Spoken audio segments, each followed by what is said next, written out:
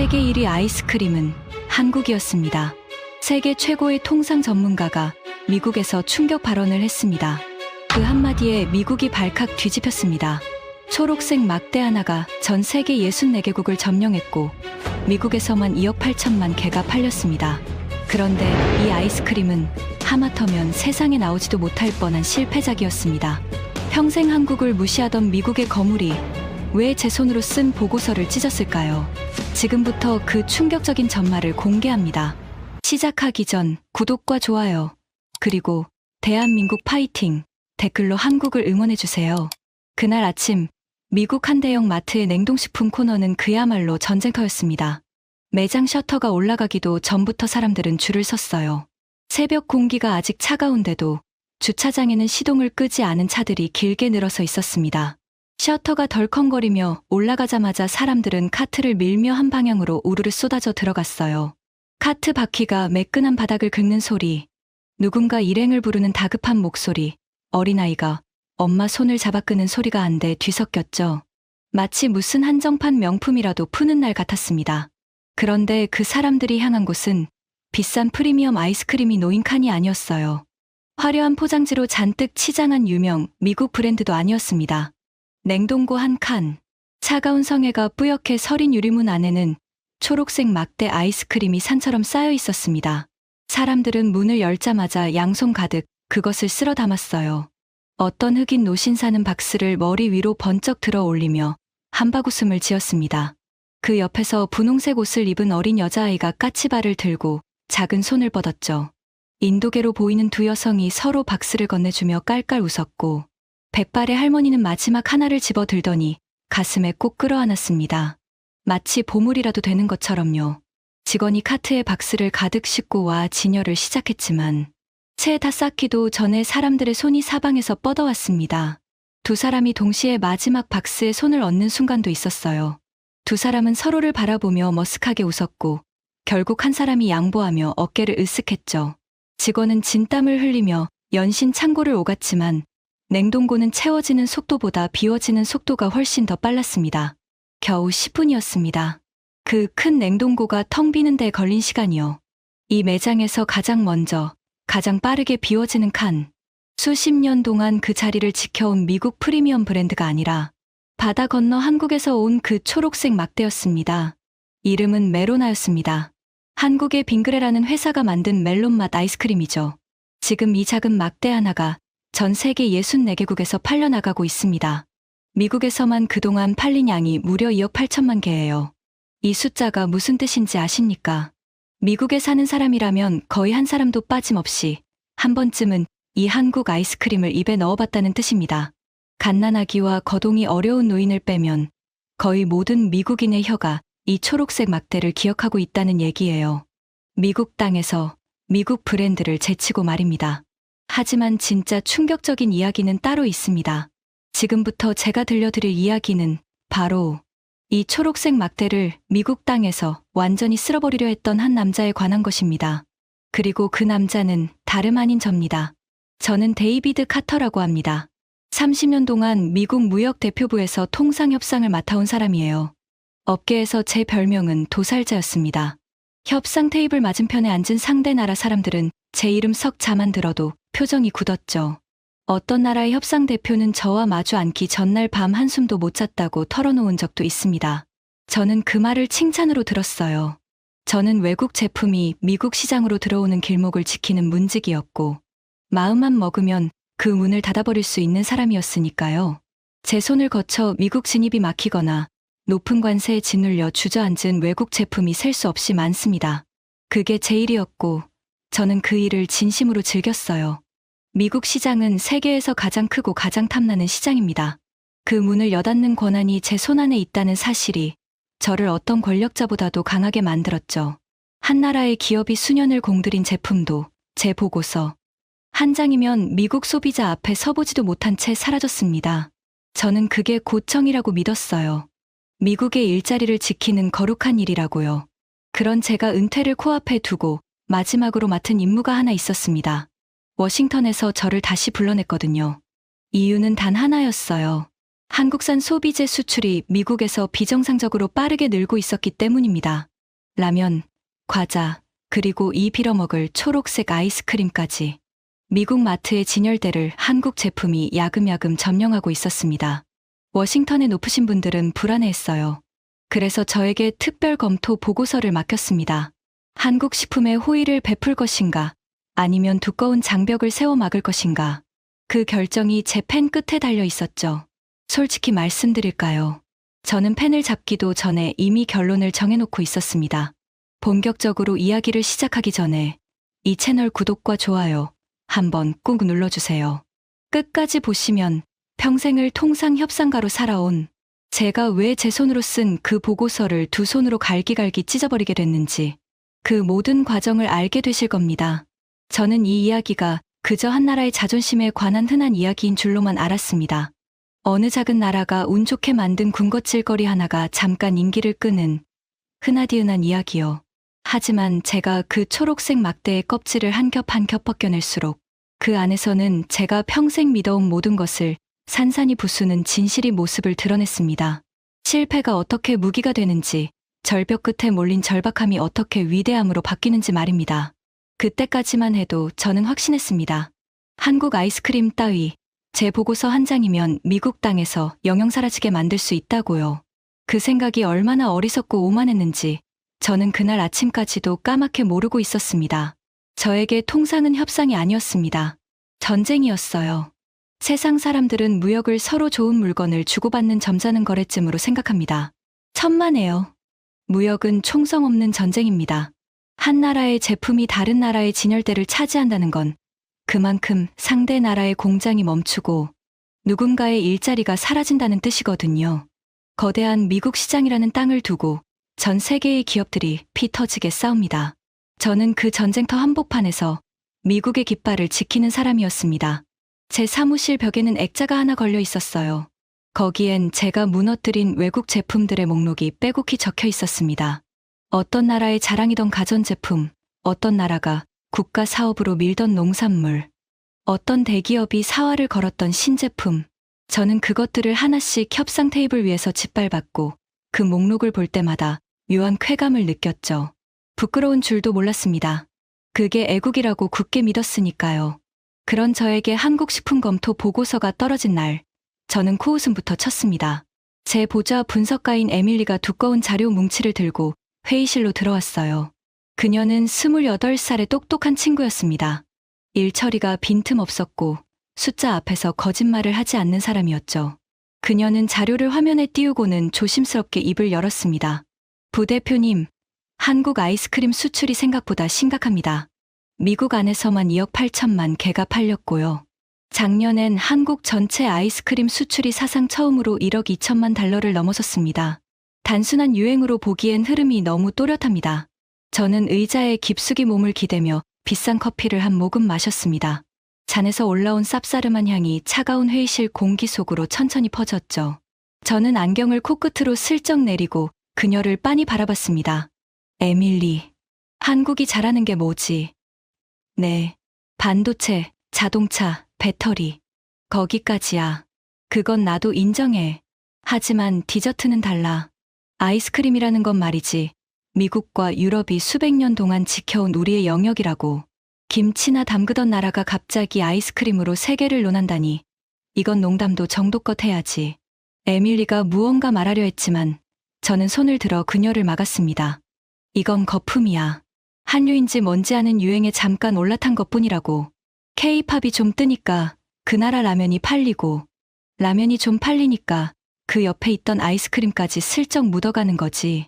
유행은 반드시 식어. 그리고 유행이 식으면 이 초록색 막대 사탕도 미국 냉동고에서 흔적도 없이 사라질 거야. 저는 화면에 떠있는 메로나 사진을 손가락으로 툭툭 가리켰습니다. 솔직히 이게 뭐로 보여? 어린애들이나 빨아먹는 막대 군것질 아닌가? 이런 게 미국의 통상 정책을 고민하게 만든다는 것 자체가. 나는 헛웃음이 나와. 회의실에 잠시 무거운 침묵이 흘렀습니다. 에밀리는 입술을 살짝 깨물고 자료로 시선을 떨궜어요. 저는 그 침묵을 제 승리로 여겼습니다. 사실 저에게는 좀처럼 잊히지 않는 기억이 하나 있었거든요. 제가 한창 잘 나가던 시절이었습니다. 어느 한국의 작은 식품 회사가 미국 시장의 문을 두드린 적이 있었어요. 그 회사의 임원 한 사람이 먼 길을 날아와 저를 찾아왔습니다. 그는 양복을 단정히 차려입고 있었지만 어딘가 잔뜩 긴장한 기색이 역력했어요. 영어가 서툴렀던 그 사람은 떨리는 손으로 작은 샘플 상자를 제 책상 위에 조심스럽게 올려놓았습니다. 카터 부대표님, 저희 제품 미국에서 한 번만 기회를 주시면 됩니다. 정말 자신 있습니다. 한국에서는 모두가 사랑하는 맛입니다. 그는 통역을 통해 그렇게 말했어요. 이마에는 땀방울이 송골송골 맺혀 있었습니다. 저는 그 상자를 거들떠보지도 않았어요. 손끝으로 상자를 툭 밀어내며 저는 의자에 기댄 채 차갑게 말했죠. 미안하지만 미국 소비자는 이런 낯선 맛에 관심 없습니다. 미국 사람들 입맛은 까다로워요. 당신네 나라에서나 통하는 맛이겠죠. 돌아가세요. 그 사람의 얼굴이 종이장처럼 하얗게 질리던 모습이 저는 아직도 또렷이 기억납니다. 그는 한참을 그 자리에 서 있었어요.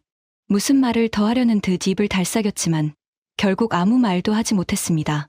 그러고는 두 손으로 샘플 상자를 다시 조심스럽게 챙겨 들고 고개를 푹 숙인 채 회의실을 나갔죠. 문이 닫히기 직전 그의 어깨가 가늘게 떨리고 있는 것을 저는 분명히 봤습니다. 저는 그날 일을 마치 무용담처럼 떠벌리고 다녔습니다. 또 외국 회사 하나를 깔끔하게 돌려보냈다고요. 동료들은 웃었고 저는 우쭐했습니다. 그게 제 권력이었으니까요. 그 사람이 회사로 돌아가 어떤 표정으로 보고했을지, 그 회사 직원들이 얼마나 낙담했을지 저는 단 한 번도 생각해 본 적이 없었어요. 그래서 저는 이번에도 똑같이 할 작정이었습니다. 한국 식품의 높은 관세 장벽을 세우라는 보고서를 쓰고 박수를 받으며 깔끔하게 은퇴하는 것. 그게 제 통상 인생의 마지막 작품이 될 예정이었죠. 제 오랜 친구이자 유럽연합의 식품 규제를 손안에 쥐고 흔드는 거물 클라우스 베버도 늘 같은 말을 했습니다. 그날도 저는 그에게 전화를 걸어 한국 아이스크림 이야기를 슬쩍 꺼냈어요. 수화기 너머에서 베버는 한참을 비웃듯이 껄껄 웃었습니다. 데이비드, 자네 그걸 진지하게 고민하고 있는 건가? 시간 낭비하지 마. 미국이 막든 안 막든 유럽은 절대 안 뚫려. 우리 유럽의 유제품 규제는 만리장성이야. 우유나 크림이 단 한 방울이라도 들어간 아시아 식품은 우리 검역대를 절대 넘을 수 없어. 위생이니 원산지니 따지는 조건만 수십 가지라고. 아시아 싸구려 따위가 비집고 들어올 틈은 단 한 뼘도 없어. 역시 자네답군. 그 단단한 성벽 덕분에 내가 다 든든해. 내가 장담하지. 그 초록색 막대는 절대로 단 한 개도 유럽 마트 진열대에 발을 들이지 못해. 그건 마치 자연의 법칙 같은 거야. 물이 위에서 아래로 흐르는 것처럼 당연한 거라고. 저는 그 말을 들으며 통쾌하게 웃었습니다. 세계에서 가장 큰 미국 시장과 세계에서 가장 까다로운 유럽 시장. 그 두 개의 거대한 성문을 저와 베버가 양쪽에서 단단히 지키고 있는 셈이었으니까요. 한국의 작은 아이스크림 회사가 그 사이를 비집고 들어온다는 건 제 30년 상식으로는 도저히 일어날 수 없는 일이었습니다. 그날 밤, 저는 보고서의 첫 문장을 미리 머릿속에 써두었습니다. 한국산 식품의 미국 시장 점유 확대는 일시적 현상이며 선제적인 관세 장벽 도입을 강력히 권고한다. 완벽했어요. 군더더기 하나 없었죠. 저는 흡족한 마음으로 잠자리에 들었습니다. 하지만 그날이 제 인생에서 가장 거만했던 마지막 밤이 될 줄은 그때는 정말 몰랐습니다. 보고서를 쓰려면 그럴듯한 명분이 필요했습니다. 워싱턴에 높으신 분들은 숫자를 좋아하지만 동시에 손에 잡히는 생생한 현장 이야기도 원하거든요. 저는 생각했습니다.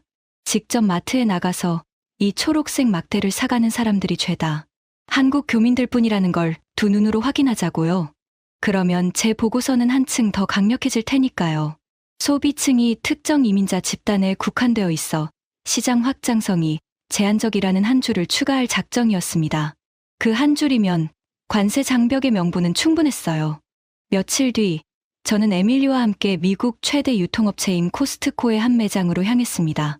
차창 밖으로 거대한 회색 건물이 모습을 드러냈어요.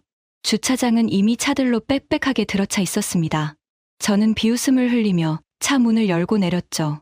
이 많은 사람이 설마 전부 한국 아이스크림 때문에 왔을 리는 없겠지. 매장 안은 거대한 창고 같았습니다. 천장이 까마득히 높았고 형광등 불빛이 차갑게 쏟아졌어요. 카트들이 부딪히는 소리, 시식 코너에서 풍기는 고소한 냄새. 사람들의 웅성거림이 그 거대한 공간을 가득 메우고 있었습니다. 저는 곧장 냉동식품 코너로 발걸음을 옮겼습니다. 그리고 그곳에서 첫 번째 균열이 시작됐습니다. 냉동고 앞에는 정말로 사람들이 잔뜩 몰려 있었어요. 그런데 이상했습니다. 제가 머릿속으로 그렸던 한국 사람들의 얼굴이 보이지 않았거든요. 카트에 메로나 박스를 가득 싣고 있는 건 야구 모자를 눌러쓴 백인 중년 남자였습니다. 그 옆에서는 멕시코계로 보이는 대가족이 박스 3개를 한꺼번에 카트에 던져놓고 있었어요. 휠체어를 탄 백발의 할아버지는 손주에게서 박스를 건네받고는 어린아이처럼 환하게 웃었습니다. 저는 걸음을 멈췄습니다. 등 뒤에서 에밀리의 작은 목소리가 들려왔어요. 부대표님, 한국 분들은 안 보이는데요. 저는 아무 대꾸도 하지 못했습니다. 입안이 갑자기 바싹 말랐어요. 저는 통상관료의 직감으로 마침 냉동고에서 박스를 꺼내던 한 여성에게 다가갔습니다. 최대한 아무렇지 않은 척하면서요. 실례합니다. 그 초록색 아이스크림 자주 사십니까? 이게 한국 음식이라는 건 알고 계시나요? 그녀는 저를 한번 힐끔 쳐다보더니 어깨를 으쓱했습니다. 한국 거요? 그럼요. 알죠. 근데 그게 무슨 상관이에요? 우리 애들이 이것만 찾아요. 다른 아이스크림은 입에도 안 돼요. 한번 떨어지면 집에서 난리가 나서 올 때마다 박스째로 쟁여둬요. 그녀는 마지막 한 박스까지 카트에 담고는 총총히 사라졌습니다. 저는 멍하니 서서 그 뒷모습을 바라봤어요. 조금 떨어진 곳에서는 머리가 희끗희끗한 백인 노부부가 박스를 카트에 싣고 있었습니다. 저는 다시 다가가 물었죠. 두 분도 이걸 즐겨 드시나 봅니다. 할머니가 환하게 웃으며 대답했어요. 우리 손주들이 오는 날엔 이게 없으면 안 돼요. 그런데 우리 둘도 어느새 여기에 푹 빠져버렸지 뭐예요. 영감님은 밤마다 하나씩 꼭 드신다니까요. 옆에 있던 할아버지가 멋쩍게 웃으며 박스를 토닥였습니다. 그 모습이 어찌나 자연스럽던지요. 그건 낯선 외국 음식을 호기심에 한번 사보는 사람의 모습이 아니었습니다. 오래전부터 그것을 자기 삶의 일부로 받아들인 사람의 모습이었어요. 이건 제 계획에 없던 그림이었습니다. 제가 머릿속에 미리 적어둔 보고서의 한 줄. 특정 이민자 집단에 국한된 소비라는 문장이 눈앞에서 산산조각 나고 있었거든요. 이 사람들은 한국을 사랑해서 이걸 사는 게 아니었습니다.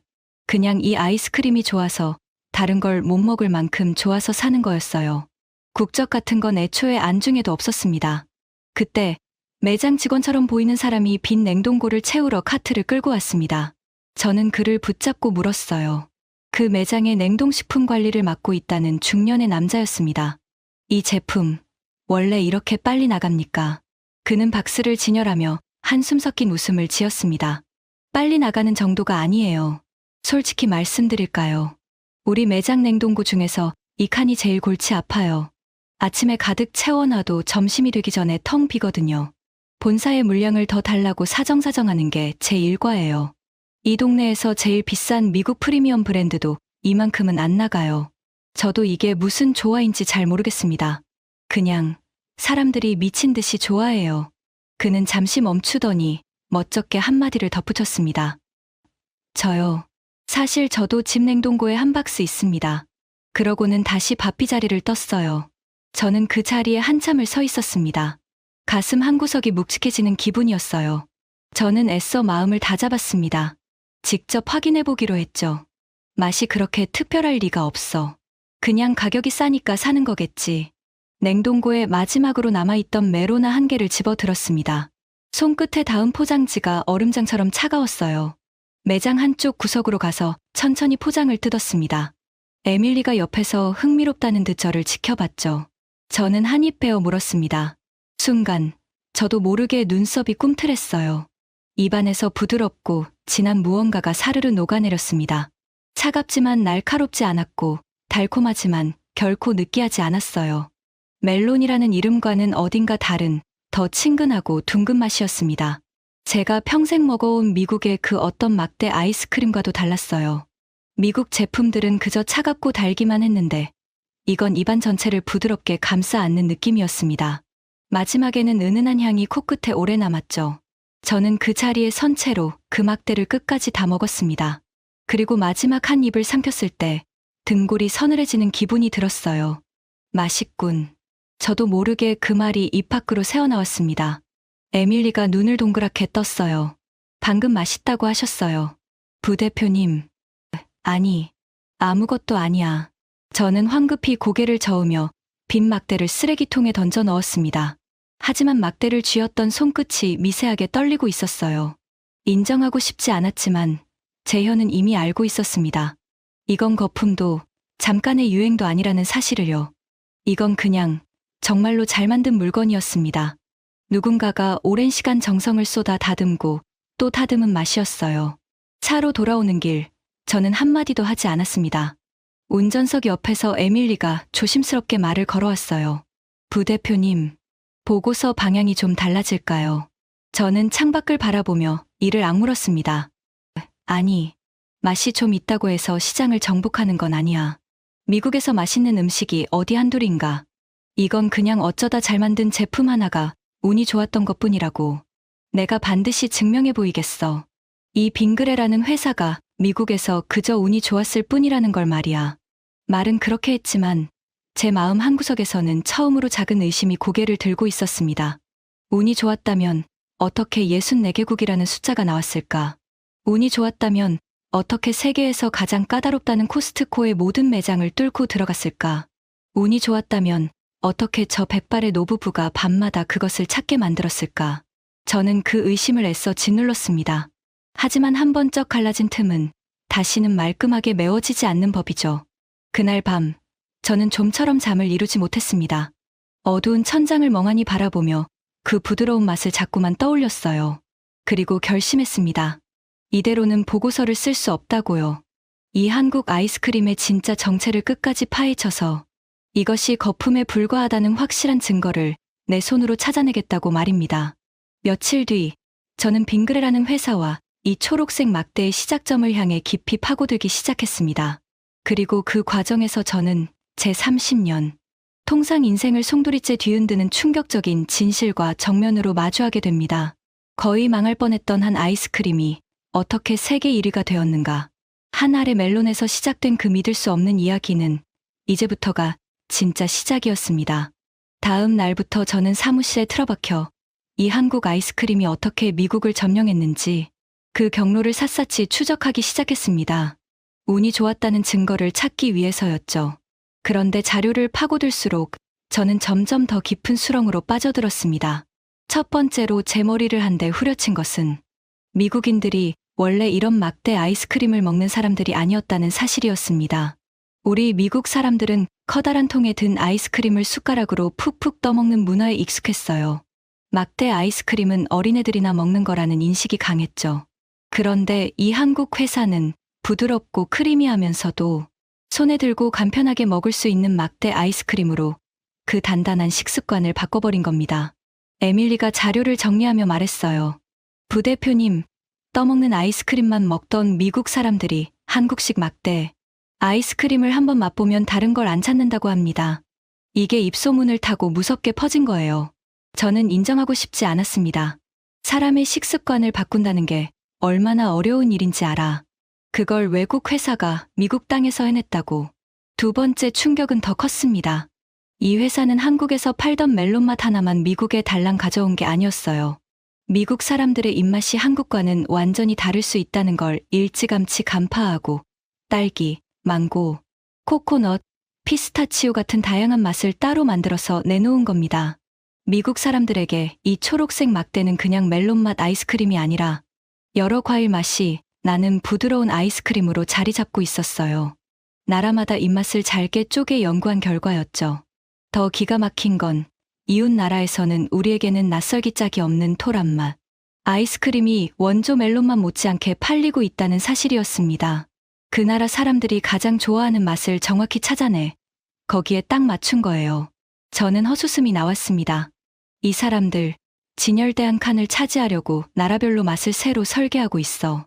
이건 절대 운이 아니야. 하지만 마지막 한 방이 저를 완전히 무너뜨렸습니다. 저는 관세 장벽을 세워 이 제품을 미국 땅에서 막아낼 작정이었잖아요. 그런데 자료를 넘기던 제 손이 우뚝 멈췄습니다. 이 회사는 한국에서 만들어 수출만 하는 게 아니었어요. 미국 현지의 식품 회사와 손을 잡고 메로나를 미국 땅에서 직접 생산하고 있었던 겁니다. 미국 현지 공장에서만 한 해에 1900만 개가 만들어지고 있었어요. 저는 의자에서 벌떡 일어났습니다. 에밀리, 이게 사실이야. 네, 미국에서 직접 만들고 있습니다. 물류비도 줄이고 통관 시간도 줄이고 무엇보다 더 신선한 제품을 더 빠르게 공급하기 위해서랍니다. 저는 그 자리에 털썩 주저앉았습니다. 등에서 식은땀이 주르륵 흘렀어요. 제 가장 강력한 무기는 관세였습니다. 외국에서 들여오는 제품에 높은 세금을 매겨 가격 경쟁력을 무너뜨리는 것.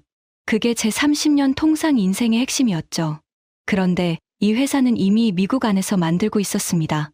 미국 노동자를 고용하고 미국 땅에서 생산하고 있었어요. 제가 아무리 높은 관세 장벽을 세운다 한들 이미 성문 안에 들어와 있는 상대에게는 아무 소용이 없었던 겁니다. 저는 마치 칼을 들고 적진을 향해 달려갔는데 그 적이 이미 제 집 안방에 앉아 느긋하게 차를 마시고 있는 것을 발견한 기분이었습니다. 그날 저는 한 가지를 깨달았습니다. 이건 운이 아니었어요.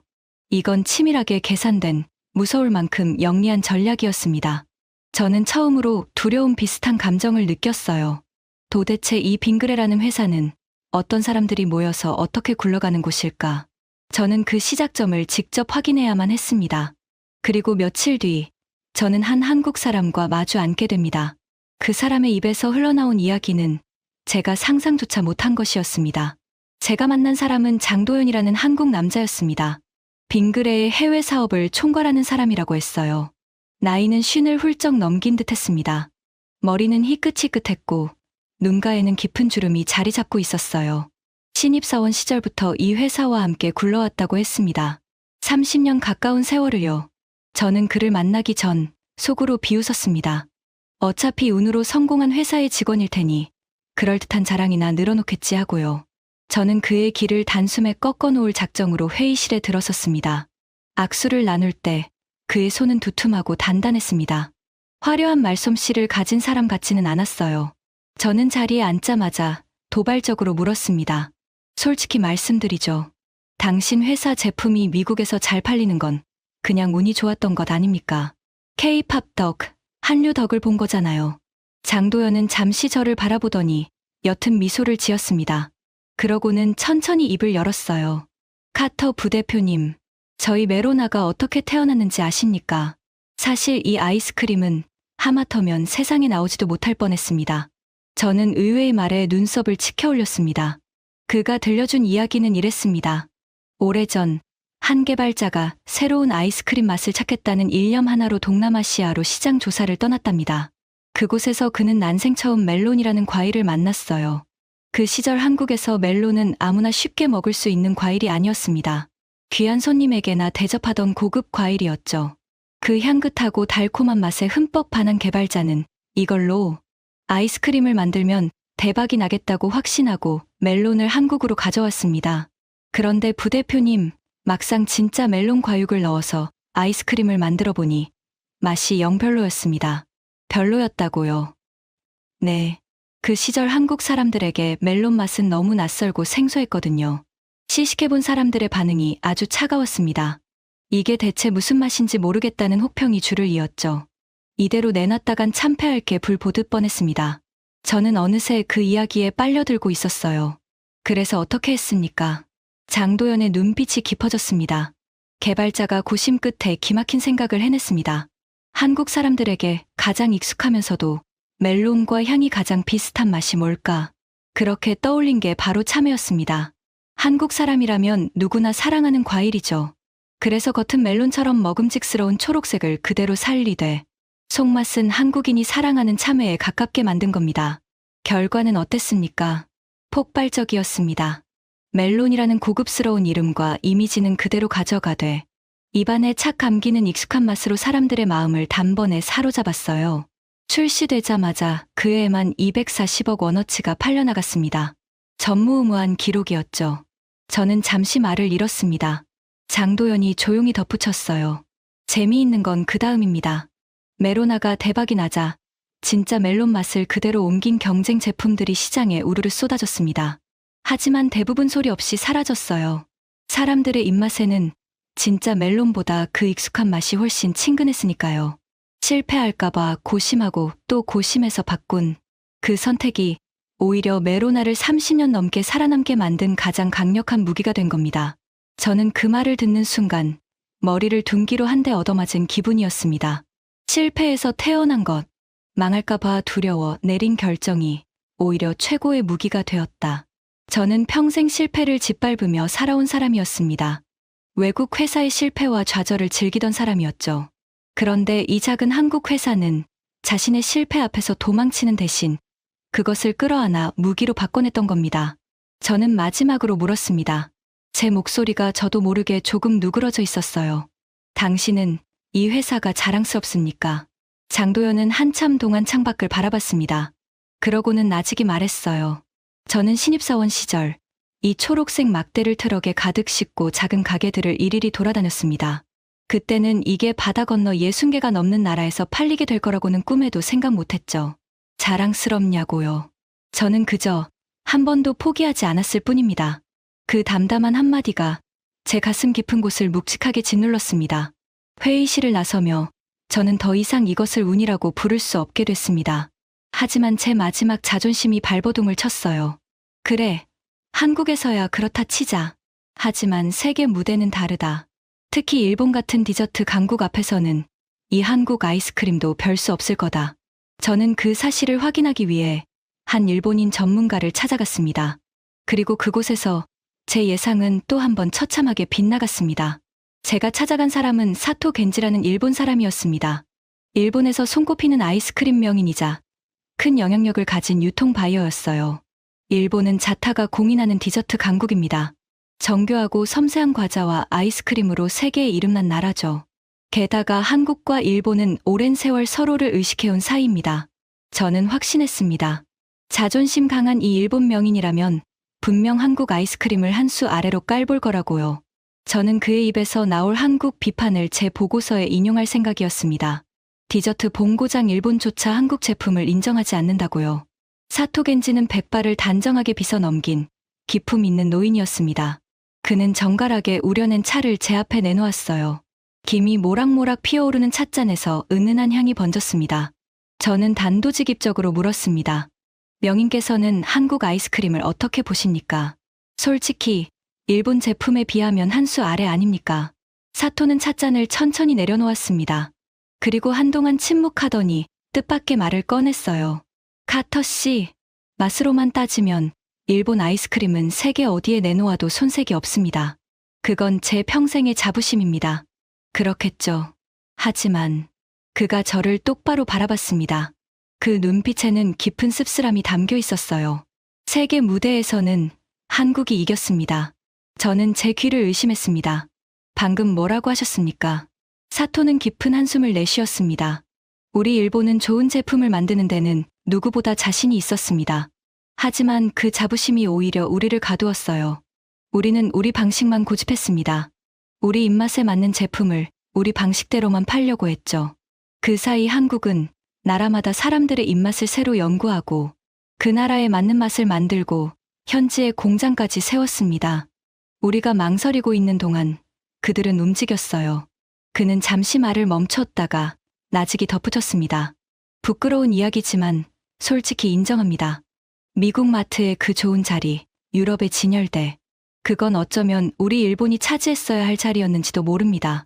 하지만 그 자리에는 지금 한국의 초록색 막대가 당당히 놓여 있습니다. 저는 그걸 인정하지 않을 만큼 어리석은 사람은 아닙니다. 저는 할 말을 잃었습니다. 이건 제 계획에 완전히 어긋나는 일이었어요. 저는 한국을 깎아내릴 동맹을 찾으러 갔는데 오히려 한국의 가장 오랜 경쟁자에게서 인정의 말을 듣고 만 겁니다. 숙적이 스스로 고개를 숙이는 것. 그것만큼 무거운 인정이 또 있을까요? 손끝이 차갑게 식어갔습니다. 제가 그토록 붙잡고 있던 마지막 가정. 세계 무대에서는 한국도 별 수 없을 거라는 그 믿음이 소리를 내며 무너지고 있었어요. 저는 떨리는 목소리로 마지막 질문을 던졌습니다. 그럼 막을 방법은 정녕 없는 겁니까? 어디엔가는 한국이 절대 넘지 못할 벽이 있지 않습니까? 사토는 옅게 웃었습니다. 있지요. 유럽이라는 벽이 있습니다. 그 까다로운 유제품 규제는 아마 한국도 어쩌지 못했을 겁니다. 그곳만큼은요. 그 말에 저는 마지막 지푸라기를 잡는 심정이 됐습니다. 그래, 유럽이 있었지. 베버의 만리장성이 있었어. 저는 서둘러 그쪽으로 시선을 돌렸습니다. 하지만 그것이 제 인생에서 가장 큰 착각이 될 줄은 그때는 정말 몰랐습니다. 저는 곧장 제 오랜 친구 클라우스 베버에게 연락했습니다. 유럽연합의 식품 규제를 손안에 쥐고 흔드는 그 거물 말입니다. 마지막 희망이었어요. 화상회의 화면에 베버의 얼굴이 떠올랐습니다. 그는 여전히 거만한 미소를 짓고 있었어요. 값비싼 양복을 빼입고 뒤로는 고풍스러운 책장이 보였습니다. 저는 다급하게 물었습니다. 클라우스, 솔직히 말해줘. 한국 아이스크림이 유럽에 들어왔나?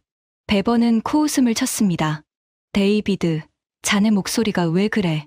떨고 있는 건가? 진정하게. 내가 몇 번을 말했나? 유럽은 안 뚫린다고. 확실한 거지. 확실하고 말고. 잘 들어봐. 아이스크림이라는 게 뭔가? 우유와 크림이 들어가는 유제품이야. 그런데 우리 유럽연합은 한국산 유제품으로 만든 식품의 수입을 아주 강하게 규제하고 있어. 동물성 원료가 단 한 방울이라도 들어가면 위생이며 검역이며 원산지 규정이며 그야말로 산 넘어 산이지. 그 까다로운 조건을 한국 따위가 무슨 수로 다 통과해. 그는 와인 잔을 천천히 흔들며 거들먹거렸습니다. 디저트는 말이야, 데이비드. 우리 유럽이 수백 년을 갈고 닦은 문화야. 동양의 그 싸구려 막대 사탕이 감히 넘볼 영역이 아니라고. 한국 사람들은 반도체나 만들면 돼. 그게 그들 분수에 딱 맞아. 아이스크림은 우리 거야. 영원히 우리 거라고. 저는 그 말을 들으며 솔직히 안도했습니다. 그래, 베버 말이 맞아. 한계는 분명히 있는 거야. 저는 다시 자신감을 되찾았어요. 그날 밤, 저는 다시 보고서를 쓰기 시작했습니다. 한국산 식품의 확장에는 명백한 한계가 존재한다. 세계에서 가장 까다로운 유럽 시장이 그 명백한 증거다. 펜이 다시 술술 나갔어요. 저는 비로소 마음이 놓였습니다. 그런데 며칠 뒤, 에밀리가 창백하게 질린 얼굴로 제 사무실 문을 두드렸습니다. 그녀의 손에는 태블릿이 들려 있었어요. 부대표님, 이것 좀 보셔야 할 것 같습니다. 무슨 일이야? 그녀가 태블릿을 제 앞에 조심스럽게 내려놓았습니다. 화면에는 프랑스의 한 대형 마트 사진이 떠 있었어요. 냉동고 안에 다른 유럽 아이스크림들 사이로 한글로 또렷하게 적힌 그 초록색 막대가 떡하니 진열되어 있었습니다. 저는 숨이 턱 막혔습니다. 이게 무슨 합성 사진이야. 이건 불가능해. 베버가 분명히 유럽은 절대 안 뚫린다고. 에밀리는 고개를 가로저었습니다. 합성이 아닙니다, 부대표님. 프랑스의 까르푸, 독일의 네토, 영국의 코스트코, 지금 유럽 곳곳에 이름난 대형 마트에서 메로나가 버젓이 팔리고 있습니다. 저는 손이 떨려 태블릿을 제대로 들 수조차 없었습니다. 도저히 믿을 수가 없었어요. 우유가 들어간 아이스크림이 어떻게 그 철벽 같은 유럽의 유제품 장벽을 넘었단 말인가. 베버의 만리장성은 거짓이었나. 진실은 제 모든 상상을 까마득히 뛰어넘는 곳에 있었습니다. 그리고 그 진실을 알게 된 순간, 저는 제가 쓰던 보고서를 향해 천천히 손을 뻗었습니다. 그것을 찢어버리기 위해서요. 저는 미친 듯이 자료를 뒤졌습니다. 어떻게 우유가 든 아이스크림이 유럽을 뚫었는지 그 비밀을 알아내야만 했어요. 그리고 마침내 진실을 마주했을 때 저는 그 자리에 그대로 얼어붙고 말았습니다. 답은 어이없을 만큼 단순하면서도 동시에 소름이 돋을 만큼 대단했습니다. 빙그레는 우유가 문제라면 그냥 우유를 빼버리면 되지 않겠냐는 생각을 한 겁니다. 저는 떨리는 손으로 다시 장도연에게 연락했습니다. 그는 변함없이 차분한 목소리로 설명했어요. 부대표님, 유럽의 그 벽은 저희도 처음엔 도저히 넘을 수 없는 벽이라고 생각했습니다. 우유나 크림 같은 동물성 원료가 조금이라도 들어가면 그 까다로운 규제를 통과할 수가 없었으니까요. 그래서 저희는 발상을 통째로 뒤집었습니다. 동물성 원료를 단 하나도 쓰지 않고 그러면서도 메로나 특유의 그 부드러운 맛을 그대로 살려보자고요. 그게 가능한 겁니까? 말이 쉽지 정말 어려운 일이었습니다. 우유가 주는 그 부드럽고 크리미한 식감을 오직 식물성 재료만으로 똑같이 만들어내야 했으니까요. 수년간 수도 없이 실패하고 또 실패했습니다. 하지만 결국 해냈습니다. 동물성 원료가 단 하나도 들어가지 않은 식물성 메로나를 세상에 당당히 내놓은 겁니다. 저는 등골이 오싹해졌습니다. 그들은 벽을 부수려 한 게 아니었어요. 벽이 막아선 그 조건 자체를 제품을 통째로 새로 만들어서 아예 없애버린 겁니다. 유제품이 들어가지 않았으니 그토록 높던 유럽의 통관 장벽을 가뿐히 넘을 수 있었습니다. 게다가 타이밍마저 기가 막혔어요. 마침 전 세계적으로 건강을 챙기는 열풍이 강하게 불고 있었고 동물성 원료를 뺀 식물성 식품에 대한 관심이 폭발적으로 커지고 있었거든요. 채식하는 사람들, 동물성 식품을 피하고 싶은 사람들, 그저 건강을 위해 가볍게 먹고 싶은 사람들까지 식물성 아이스크림을 찾는 수요가 빠르게 늘고 있었습니다. 한국의 그 초록색 막대는 이 거대한 흐름에 완벽하게 올라탄 겁니다. 결과는 말할 것도 없었습니다. 식물성 메로나는 프랑스의 까르푸, 독일의 네토, 영국의 코스트코 같은 유럽의 이름난 대형 마트를 차례차례 점령해 나갔습니다. 출시 이듬해 유럽에서의 매출은 첫 해 실적의 3배를 훌쩍 넘어섰어요. 지금은 식물성 메로나 판매량의 무려 89%가 유럽과 캐나다에서 나오고 있습니다. 배버가 만리장성이라 으스대던 그 벽은 한국 앞에서 아무런 의미가 없었습니다. 그들은 벽을 넘으려 안간힘을 쓰는 대신 벽이 필요 없는 새로운 길을 만들어버렸으니까요. 저는 떨리는 손으로 배버에게 다시 전화를 걸었습니다. 클라우스, 자네가 틀렸어. 한국 아이스크림이 지금 까르푸에, 네토에 버젓이 깔려있다고. 화면 속 배버의 얼굴이 흉하게 일그러졌습니다. 그는 한동안 말을 잇지 못하더니 억지로 목소리를 쥐어짰어요. 그럴 리가 없어. 그건 진짜 아이스크림이 아니야. 우유도 안 들어간 가짜를 가지고. 그건 반칙이야. 비겁한 수작이라고. 저는 그 순간 배버라는 사람의 추악한 본 모습을 똑똑히 봤습니다. 그는 끝까지 인정하지 않으려 발버둥을 치고 있었어요. 자신의 벽이 무너진 게 아니라 상대가 비겁하게 반칙을 쓴 거라고 우기면서요. 평생 남의 앞길을 막아온 문지기에 비참하고도 추한 마지막 모습이었습니다. 저는 조용히 전화를 끊었습니다. 그리고 제 책상 위에 놓인 보고서를 내려다봤어요. 한국산 식품의 확장에는 명백한 한계가 존재한다. 제 손으로 쓴 그 문장이 이제는 세상에서 가장 어리석은 거짓말처럼 보였습니다. 미국 시장을 점령했고 일본의 명인이 스스로 고개를 숙였고 유럽의 만리장성마저 무의미하게 무너졌습니다. 제가 30년 통상 인생을 걸고 차곡차곡 쌓아 올린 모든 가정이 이 작은 초록색 막대 하나 앞에서 와르르 무너져 내렸어요. 저는 의자에 깊이 몸을 파묻은 채 한참을 천장만 멍하니 바라봤습니다. 가슴이 답답하게 조여왔어요. 인정해야 한다는 걸 머리로는 이미 알고 있었습니다.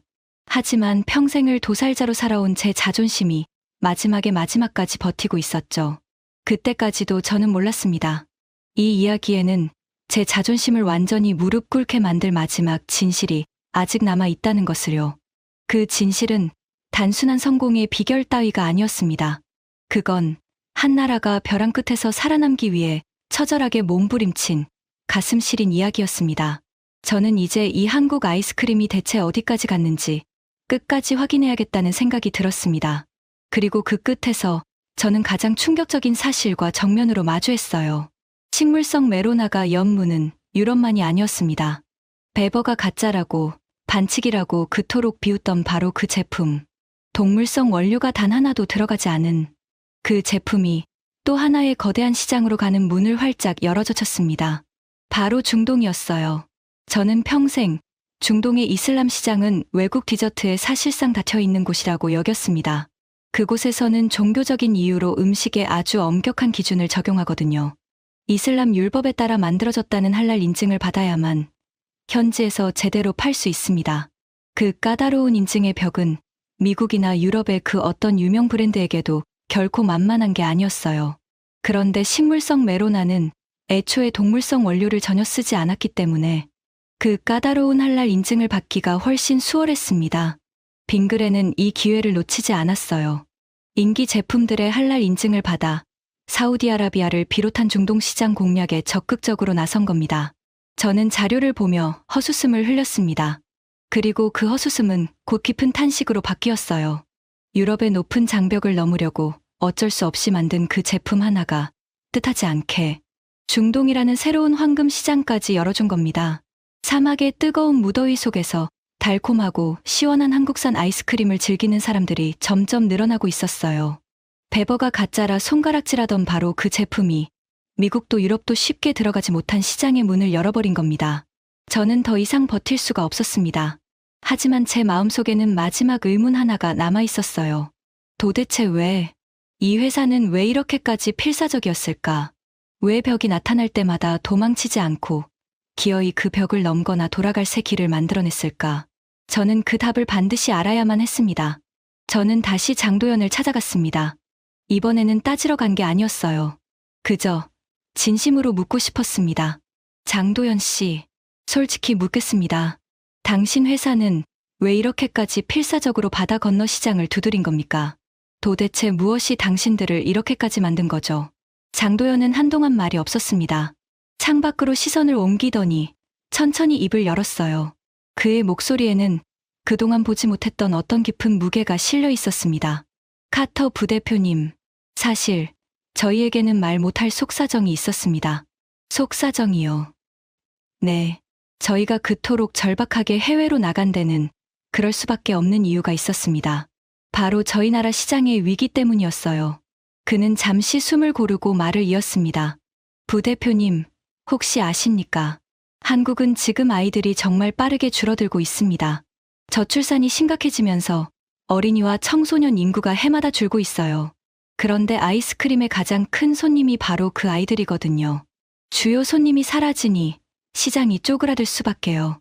저희 나라 전체 아이스크림 시장은 몇 해 전부터 해마다 평균 6%가 넘게 줄어들었습니다. 한 해에는 회사 영업이익이 30% 넘게 뚝 떨어진 적도 있었어요. 저는 숨을 죽이고 들었습니다. 한때는 아이스크림 회사는 여름 한철 장사만 잘하면 된다는 말을 들었습니다. 하지만 그 여름조차 손님이 사라지고 있었어요. 발등에 거대한 불이 떨어진 겁니다. 저희는 선택해야 했습니다. 이대로 안방에서 천천히 말라 죽을 것인가, 아니면 살기를 찾아 밖으로 나갈 것인가. 장도연의 눈가가 붉어졌습니다. 그래서 저희는 결심했습니다. 안에서 줄어든다면 밖에서 늘리자고요. 그 절박함이 오히려 저희를 더 멀리 나아가게 만들었습니다. 미국으로, 유럽으로, 중동으로 벽이 나타날 때마다 저희는 도망칠 수가 없었어요. 도망치면 회사가 죽으니까요. 저희에게 그 벽들은 도전이 아니라 살아남기 위해 반드시 넘어야 하는 생존의 문제였습니다. 저는 그 말을 듣는 순간 가슴 깊은 곳에서 무언가가 쿵 하고 내려앉았습니다. 저는 평생을 도살자로 살았습니다. 외국 회사들의 실패를 즐겼고 그들의 좌절 위에서 우쭐댔어요. 그들이 그저 욕심 많은 장사꾼이라고만 생각했습니다. 그런데 제 눈앞에 앉은 이 사람은 욕심이 아니라 생존을 위해 싸운 거였습니다. 벼랑 끝에 몰린 절박함으로 한 걸음 한 걸음 세계의 벽을 넘어온 거였어요.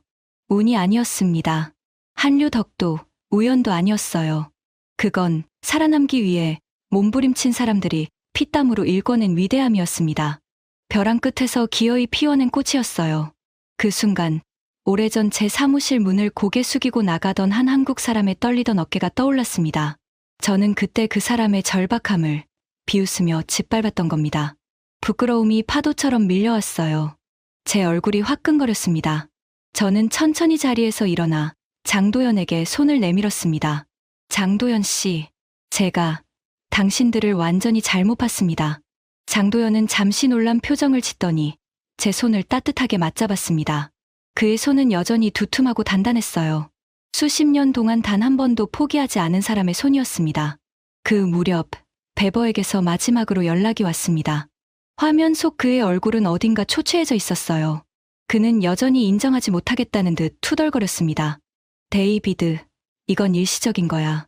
유럽 사람들이 정신을 차리면 다시 우리 제품으로 돌아올 거라고. 하지만 그의 목소리에는 더 이상 예전의 기세가 없었습니다. 들리는 말로는 유럽연합 안에서도 그의 입지가 예전 같지 않다고 했어요. 시대의 흐름을 끝까지 읽지 못한 늙은 문지기.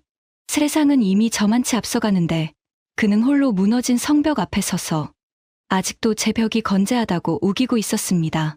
저는 그 모습이 안쓰러우면서도 한편으로는 제 과거를 보는 것 같아 씁쓸했습니다. 저는 더 이상 그와 같은 편에 서고 싶지 않았어요. 클라우스, 자네는 끝까지 모르겠지. 저들은 벽을 만나면 돌아가는 길을 만들어내는 사람들이야.